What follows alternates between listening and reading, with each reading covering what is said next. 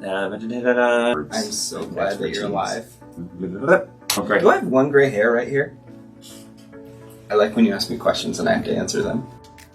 Hey friends, Ben Kono with My Smart Team powered by Production Realty. We just finished shooting yesterday our market update for what's coming in the real estate industry, and we realized that the information in there was just too much for one video. So we ended up splitting it into two.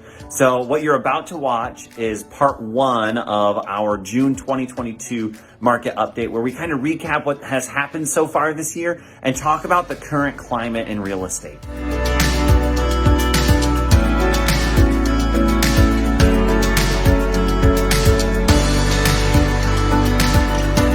Hey friends, Ben Kono here with My Smart Team, powered by Production Realty, bringing you a market update for June of 2022. The market is crazy right now, and it's changing all the time. If you are a month out of touch with the real estate market, then you're a month behind. It is not the same as it was in January or February, and we're going to talk about all of that. First, we're going to talk about where the market was as we started the year.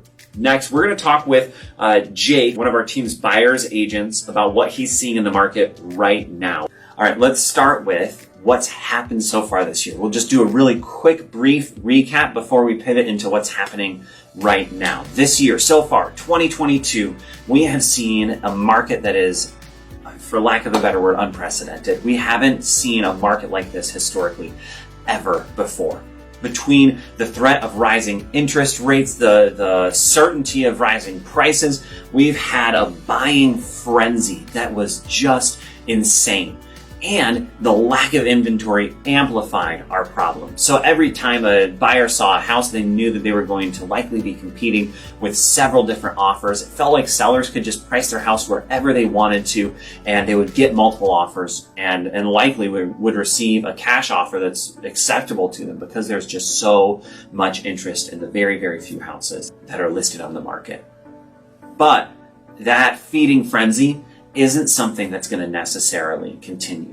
Let's jump into a conversation that I had with Jake, one of our buyer's agents today, that talks about what we're experiencing in the real estate market right now. Jake, you've been able to get a number of buyers under contract on the right house for them over the last month, which is a pretty remarkable feat in this market. How many other buyers do you see going on showings for the same house that you're showing? Is it jam-packed 50 buyers for every single house, or has the market kind of shifted back from that? It's still packed in a way. Okay. Depending on the house, there is a sweet spot of homes, especially where young families are looking for homes, where they're pretty jam-packed. Nothing is as jam-packed as it has been in the previous 3, 4, and 5 months, though. Okay. This is a lighter month. Granted, it's summer. A lot of people are out looking at homes, so there's more people just in general on average. But there's definitely less people than there has been. Okay. So less people per listing. Does that mean, do you think that there's fewer buyers, or are there more listings, or is it a little bit of both? It's both. So in talking with a couple lenders, there are less buyers now that the interest rate is going up. I think 18% less mortgages are happening now with one lender I talked to. Okay. In the last month. And there also are just more listings. People got over the hump and started to decide to want to list their homes. So instead of my buyers having to settle for a house and the only house that fit their criteria, maybe even a little, there are now multiple options that fit my buyer's criteria and have fit my buyer's criteria over the last month and a half. Yeah. So what could a buyer who is going to start home shopping today, what could they expect in terms of writing an offer? I always say it depends on the house, but also you don't have to put offers in as high as you maybe would have had to before. Okay. Over asking. I am not seeing too many houses that are quality homes, at least, going for under asking price. Right. Everything is asking or higher.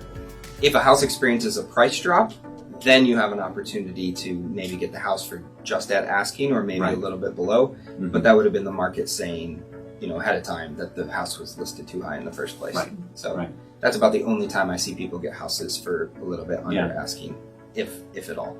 So to sum everything up, there are more listings than there have been. Oh yeah. Still a lot of buyers, still competition.